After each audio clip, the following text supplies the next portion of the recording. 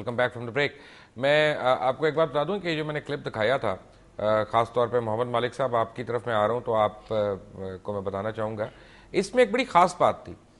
یہ جب پی آئی اے کے سابق ایم ڈی اعجاز ہارون صاحب برطرف ہوئے ہیں یا اس کو ہونے والے تھے تو انہوں نے اپنے فارم ہاؤس پہ دعوت کی اور ساری چیز کا انہوں نے خود اہتمام کیا اور ان کے بیٹے نے یا صاحبزادے نے مجھے بتایا گیا ہے, I hope I am right, غلط بھی ہو سکتا ہوں, ان کے صاحبزادے نے یہ ویڈیو بنائی پوری اور اس کے بعد انہوں نے بیٹھ کے ایڈٹ کیا اور جو اعجاز صاحب کے کلپس تھے ان کو ایڈٹ کر دیا گیا بیچ میں سے تاکہ وہ اور پھر اس کو یوٹیوب وغیرہ اور جگہوں پہ بھی چڑھا دیا گیا, لوگوں کو بھیجا گیا.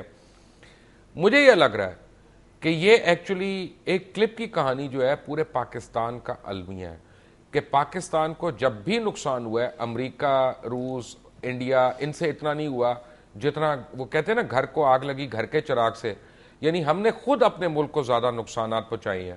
تو کسی اور کو ٹھیک ہونے کا مطالبہ نہیں کرنا چاہیے, ہمیں خود ٹھیک ہو جانا چاہیے.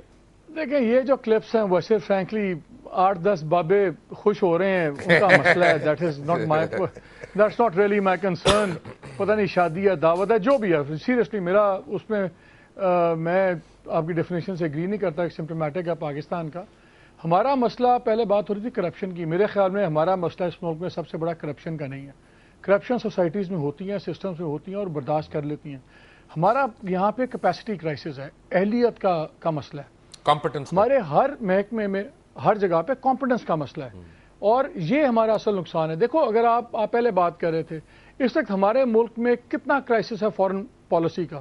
لوگ آ رہے ہیں, جا رہے ہیں, امریکن ایسے لینڈ کر رہے ہیں جس طرح وہ کسی زمانے میں پاکستانی دبئی میں لینڈ کرتے تھے مزدوری کے لیے. اور ہمارے ملک میں فارن منسٹر نہیں ہے اس وقت, فل ٹائم فارن منسٹر نہیں ہے. اس ملک میں فائنانس کا سب سے بڑا مسئلہ رہا ہے, ہماری اکانومی کا بہت سیریس ایشو رہا ہے. یہاں پہ 3 سالوں میں کوئی 4 منسٹرز چینج ہوئے, 4 سیکرٹریز چینج ہوئے, 5-6 مہینے گورنر اسٹیٹ بینک ہی نہیں تھا. تو یہ چیزیں دیکھنے والی کہ ہماری ترجیحات کیا ہیں. آپ نے شروع میں ایک بات کی تھی کہ دیکھو پرابلمس کا ہم سب کو پتہ ہے, کس کو نہیں پتا کہ بجلی نہیں ہے, کس کو نہیں پتا مہنگائی کتنی ہے. ہم ان پہ کیوں باتیں کرتے ہیں؟ ہمیں باتیں کرنی چاہیے کہ سولوشنز کیا ہیں. اور اگر اس وقت ہم بیٹھے ہوئے ہیں, ہمیں یہ بات کرنی چاہیے کہ اچھا فارن پالیسی میں ہم کیا کر سکتے ہیں, ہم اپنی اکنامک پالیسی میں کیا کر سکتے ہیں. بس اکنامک پالیسی دیکھ لیں آپ, جب کی بات ہوتی ہے ہر کوئی کہتا ہے میں کسکول توڑ دیں گے, یہ کر دیں گے, وہ کر دیں گے. غیرت کا یہ تقاضا ہے. بات ہے معیشت کی, معیشت مضبوط ہوگی. امریکہ اگر آج دنیا میں سپر پاور اس لیے ہے کہ وہ 1870 سے لے کے آج تک, یہ کوئی چھوٹا ٹائم نہیں ہے, یہ دنیا کی لارجسٹ اکانومی رہا ہے. لارجسٹ اکانومی رہا ہے, اس کی وجہ سے لارجسٹ ملٹری امپائر بھی بنا ہے. بٹ پرابلم یہاں پہ ایک اور ہے مالک صاحب, میں کلاسا صاحب سے اس لیے پوچھتا ہوں کہ ان کا تعلق ایک ایسے علاقے سے ہے جو سدرن پنجاب جس کو ہم کہہ سکتے ہیں, جو ایگریکلچرل ایریا بھی ہے, جہاں پہ کہ 1947 میں ایگریکلچر کی انپورٹ جی ڈی پی کو جو تھی وہ 54% تھی, لیکن 2011 میں 2010 میں وہ سکڑ کے تقریباً 23% رہ گئی. تو ایگریکلچر جو ہماری بیک بون ہے روف کلاسرا صاحب, جب ہمارے حکمران جو حالانکہ ایگریکلچر سیکٹر سے ہیں ان کو نہیں پتا کہ ہم نے اس کو گروتھ دینی ہے, تو آپ کی معیشت کیسے سنبھلے گی؟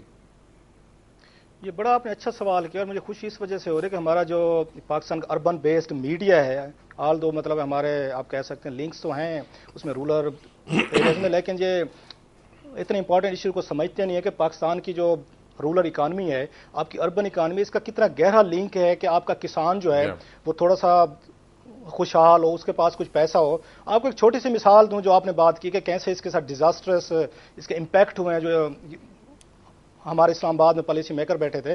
2007 کی میرے پاس یہ ڈاکومنٹس پڑے ہیں, کسی وقت میں آپ کو یہ مبشر صاحب دے دوں گا. 2007 میں اس وقت کے سیکرٹری ایگریکلچر تھے ضیاء الرحمان صاحب, انہوں نے ایک سمری بھیجی تھی, اور یہ شوکت عزیز صاحب اس وقت یہ پرائم منسٹر آف پاکستان تھے. ان سے اتنی ریکویسٹ کی گئی تھی کہ آپ 50 روپے گندم کی قیمت بڑھا دیں, ہمارے کسان کو انسینٹیو کی ضرورت, تیل کی قیمتیں بڑھ گئی, ان پٹس بڑھ گئے, غریب سے غریب ہوتا جا رہا ہے, آپ مہربانی فرما کے 50 روپے فی 40 کلو گرام بڑھا دیں. انہوں نے ریفیوز کی. یہ 3 دفعہ سمری لے کے گئے ضیاء الرحمان صاحب, آج کل پنجاب پبلک سروس کمیشن کے جو ممبر ہیں, کسی وقت آپ ان سے چیک کیجیے گا. اور اس کے بدلے میں پاکستان میں ویٹ شارٹیج ہوئی, آپ کا کسان ڈسکریج ہوا, اس کے پاس پیسہ نہیں تھا, ایل کا نہیں تھا, فرٹیلائزر دوسرے انپورٹس نہیں تھے. $2 بلین کی ویٹ امپورٹ کی گئی. آپ نے کی امریکہ سے کی, آپ نے آسٹریلیا سے کی, کینیڈا سے کی. آپ کے حکمرانوں نے پالیسی میکرز نے $2 بلین ان کو دے دیے فوراً یہ کسانوں کو, اپنے کسان کو $50 بھی نہیں دے, اور یہ ساری کیبنٹ بیٹھی تھی. ایم نے بڑا شور مچایا اس وقت, شیخ رشید صاحب نے بڑا شور مچایا کہ یہ, تو میرے کہنے کا مطلب یہ ہے کلاسرا صاحب کہ پھر یہ کیوں نہیں سمجھ آتی حکمرانوں کو؟ یہ مائنڈ سیٹ بتا رہا ہوں میں آپ کو کہ ہمارا جو جہاں پہ اربن کلاس بیٹھی ہوئی ہے, یہ کسانوں کے ساتھ, رورل ایریاز کے ساتھ بہت زیادہ دشمنی کی حد تک گئی ہوئی ہے. آج کل بات ہو رہی ہے کہ اس کو ٹیکس کریں, آپ یہ نہیں دیکھتے کہ آپ ان کو دے کیا رہے ہیں کسانوں کو جن کو ٹیکس کرنے جا رہے ہیں. آج کل کسان وہاں پہ رول کیا ہے, $950 انہوں نے قیمت رکھی ہے, اور 3 سالوں میں تیل کی قیمتیں دیکھیں, کھاد کی دیکھیں کہاں سے کہاں پہنچ گئے ہیں.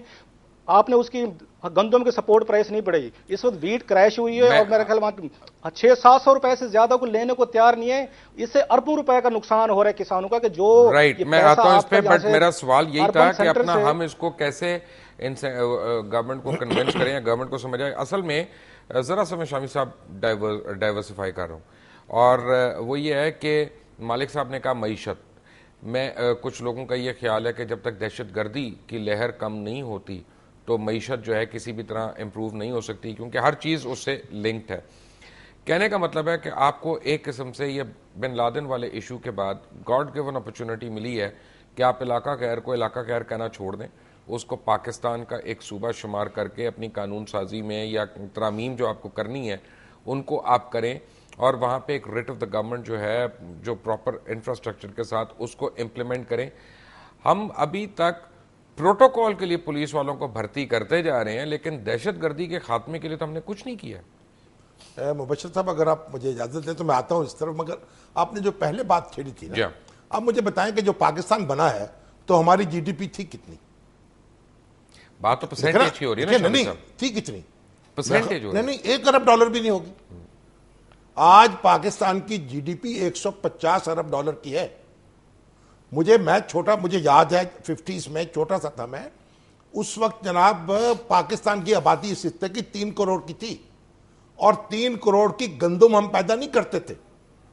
امریکہ سے گندم آتی تھی, اور جو بوگرا صاحب جناب جو اونٹ تھے نا ان پہ لاد کے گندم لائی گئی تو اونٹوں ان کے گلے میں لگا دی تھینک یو امریکہ کی پٹیاں لگائی گئیں.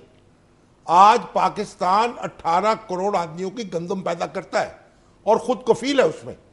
تو یہ بات کہنا کہ ہم گندم میں کم ہو گئے بالکل غلط.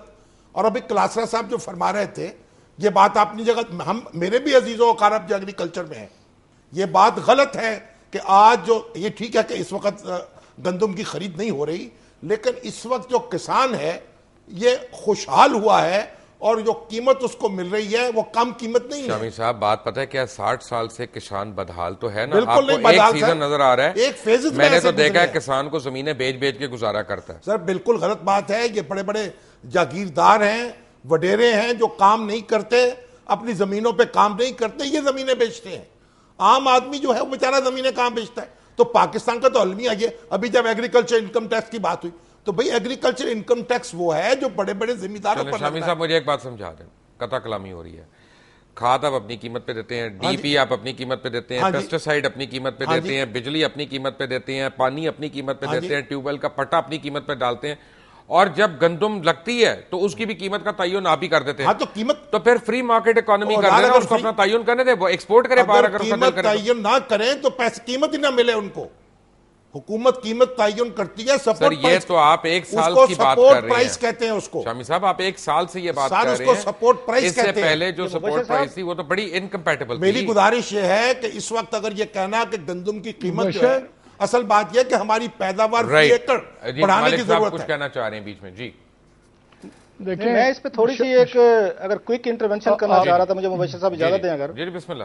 شامی صاحب کی یہ بات اپنی ان کی اپنا پوائنٹ آف ویو ہے, ریسپیکٹ اٹ, لیکن میں ایگری نہیں کرتا کہ جب شارٹ سپلائی ہوتی ہے, گندم کم ہوتی ہے تو دفعہ 144 لگا کے آپ نے بڑی خوبصورت طریقے سے بتایا کہ ریٹ آپ انٹرنیشنل مارکیٹ پہ ان کو دیتے ان پٹس. اگر کسان کی گندم جب یہ خریدتے ہیں باہر سے, یہ 1415 روپے فی ٹن پہ آتی ہے. ملک میں آپ نے سپورٹ پرائس رکھی ہو $950, اور $700 وہاں باہر کے فارمر کو زیادہ دیتے ہیں کیونکہ انٹرنیشنل مارکیٹ میں اپنے کسان کو آپ نہیں دے رہے. اور دوسری بات یہ کہ جب اس کی پروڈکشن کم ہوتی ہے, آپ دونوں ڈائیورس ہو گئے, ابھی تو 2 سال پہلے تو ہم زیادہ دے رہے ہیں. آج کا میرا ایشو یہ ہے کہ اگر ایک چیز ہمیں سمجھ میں آتی ہے کہ یہ ہماری اکانومی کا اور کسان اتنا خوشحال نہیں ہے جتنا شامی صاحب ان کو سمجھتے ہیں. جناب میرے عزیزو اقارب کسان ہیں, سر میرے عزیزو اقارب یہ جس کام کے نام کرتے کے ہیں. ساتھ شامی لگ جاتا ہے وہ کروڑ پتی ہو جاتا ہے. کیسے کروڑ پتی؟ ہم تو بھائی اولیاء کی اولاد ہے, ویسے کروڑ پتی ہیں. میں ایک بریک کے بعد آتا ہوں, لیکن مجھے سولوشن چاہیے کہ ہمارا سولوشن کیا ہے. ایک بریک کے بعد, ٹیک اے بریک.